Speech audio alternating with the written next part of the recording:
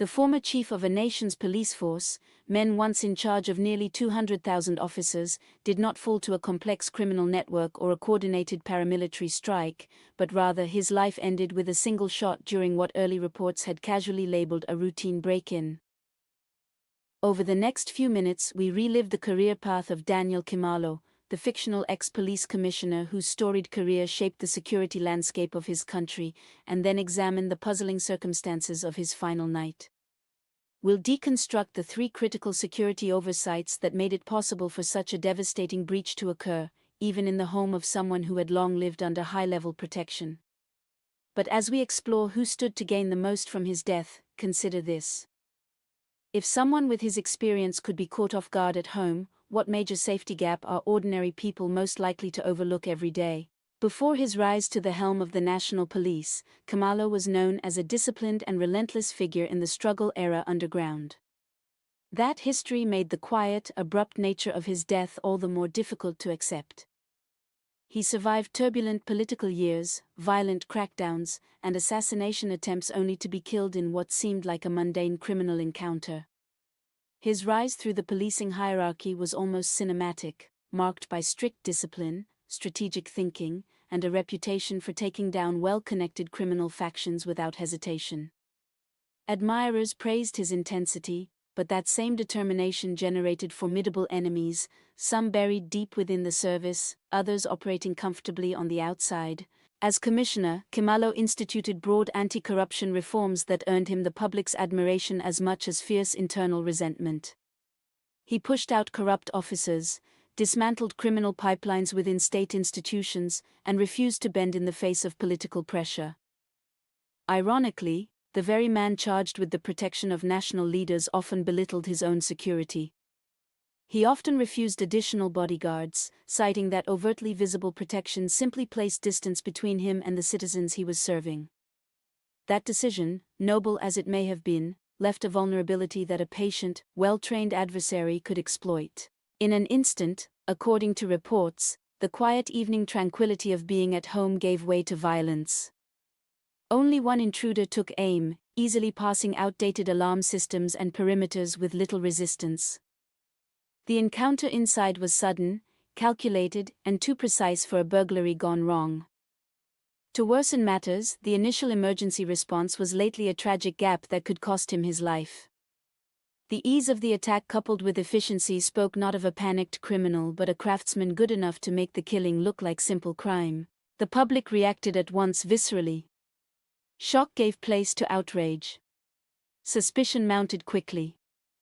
Many found it incomprehensible that such an immediately recognizable figure could die in such an abnormal way.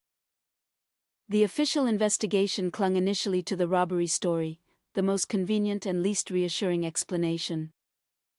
The community pressed for the assignment of a specialized unit, arguing that in the execution-style killing lay unmistakable signs of a targeted operation. The early hours now saw the omission of key investigative measures and the possible loss of potential evidence, perhaps forever. The first major security failure centered on Kimalo's perimeter. His home's exterior defenses were in place but had not been designed to delay a determined threat. Overgrown foliage created natural hiding spots. Cameras pointed at wide areas rather than choke points. Gaps around service entrances offered easy routes of approach. What should have been a multi-layered delay system became a quick, silent entry point. An attacker who should have been stalled for minutes slipped in within seconds. But the most unnerving element wasn't the walls or cameras. It was the people inside them. Over time, Kimalo had hired household workers, landscapers, and maintenance personnel with extensive access to sensitive routines and structural weaknesses. There is no evidence of maliciousness on their part, but every confidence he exhibited in others provided an opportunity for anyone looking to get insider information. Professional attackers seldom have to knock down doors when they can study day-to-day habits of a target. Another possibility overshadowed the investigation. Kimalo had kept exhaustive records during his anti-corruption campaigns, files that implicated influential people and dismantled lucrative criminal pipelines. After his death, the first thing reportedly combed through wasn't his valuables, but his personal documents. That detail alone shifted suspicion toward a motive far beyond theft. Maybe an attempt at erasing evidence, silencing a future whistleblower, or protecting those threatened by what he knew. Security experts from abroad took notice as well. Kimalo had collaborated with international agencies on initiatives that fight cross-border crime, and his death sent out a chilling message of how far organized networks might reach. It underscored the vulnerability of anyone who challenges entrenched corruption. Those who fight hardest often find themselves standing alone at the very moment they need protection most. The forensic clues, or lack thereof, painted an even clearer picture. The crime scene was suspiciously clean of fingerprints or stray evidence. Only one shell casing remained as if left on purpose. Analysts pointed out that such surgical precision signaled professional training. Random intruders simply do not clean up after themselves, nor do they choose minimalist points of impact, nor do they disregard valuables that could be in quick reach and easily stolen.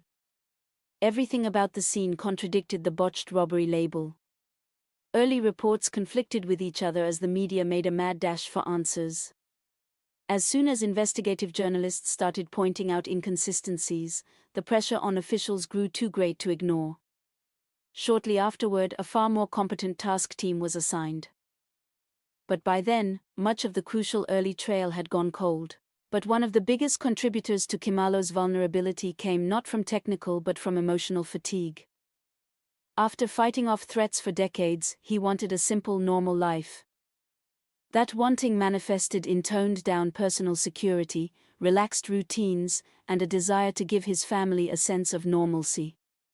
For many high-risk people, this shift is common and tragically dangerous. His death forced conversations across the country over how retired leaders, investigators, and reformers are protected. Many argued that anyone who once disrupted major criminal enterprises remains a lifelong target. Calls for mandatory post-service protection grew louder, acknowledging threats do not retire simply because a leader steps out of office. Perhaps the clearest evidence that this was no ordinary break-in is that nothing of significant value was taken. Jewelry, electronics, cash, everything remained untouched. The only asset targeted was Kimalo himself. That single fact more than any other dismantles the robbery theory entirely. The takeaway lessons from this tragedy run far and wide, well beyond one man or one profession. A strong perimeter, a carefully vetted inner circle, and unwavering personal vigilance form the foundation of meaningful security. Weakening any one of these layers leaves anyone, public figure or private citizen, exposed. Ultimately, Kimalo is a cautionary tale about the cost of integrity and how one must constantly evolve to remain secure against ever-sophisticated threats. His demise was rather not an act of destiny, but three preventable vulnerabilities that came together. Everyone is at risk from those who operate in the shadows and can find ways to secure their own safety by recognizing these patterns.